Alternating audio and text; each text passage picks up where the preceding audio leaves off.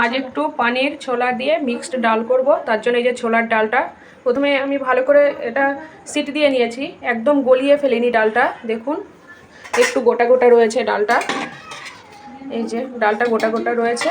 এই ডালটা লুচি, পরোটা কিংবা রুটি খুবই সুন্দর লাগে খেতে।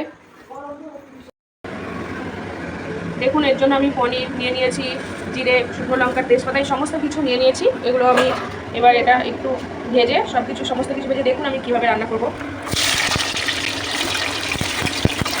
পনিরটাকে বেশি ভাজবো না, আমি একটু হালকা করে ভেজে তুলে নেব।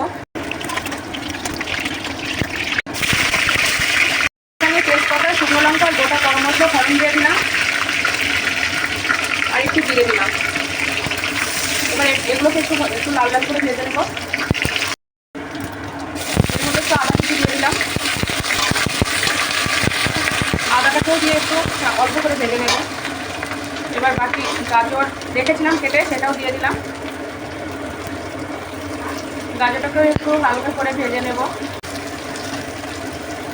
আলুগুলোকে দিয়ে দিলাম, সব সবজিগুলো একসঙ্গে একটু ভালো করে ভেজে নেব। দিয়ে দিলাম একটু ভাজাতে। এবার সবজিগুলো একটু ভাজা হয়ে গেছে, ক্যাপসিকাম একটু ভাজা কমই লাগে, তার জন্য একটু ওইগুলো ভাজা হয়ে গেলে ক্যাপসিকামটা আমি পরেই দিলাম। এটা দিয়ে একটুখানি আমি নাড়াচাড়া করে নেব। 4টে কাঁচা লঙ্কা চিড়ে দিয়ে দিলাম। এগুলো আমার প্রায় ভাজা হয়েই গেছে। এইগুলো যখন ভালো করে ভাজা হয়ে গেছে, দেখুন কি সুন্দর ভাজা হয়েছে। এবার আমি কিশমিশগুলো দিয়ে দিলাম, কিশমিশ, কাজু এগুলো দিয়ে আবার একটু ভেজে নেব। আমি হলুদ দিয়ে দিলাম,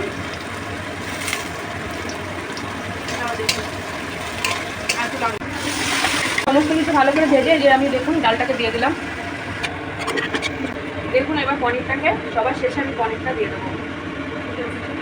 ফুটে উঠেছে যখন একটু ঝোলটা, পনিরটা দিয়ে দিলাম, চিনি দিয়ে দিলাম একটু। এই এই ডালটা একটু মিষ্টি মিষ্টি হলেই ভালো লাগে, কারণ রুটি পরোটা দিয়েই তো এগুলো বেশি ভালো লাগে। তো একটু মিষ্টি মিষ্টি করলাম আমি, যার যেরকম মিষ্টি পছন্দ হবে সেই অনুযায়ী চিনিটা দেবেন। একটু বাটার দিয়ে দিলাম, আপনারা চাইলে ঘিও দিতে পারেন, কিন্তু বাটারটাই দিলাম।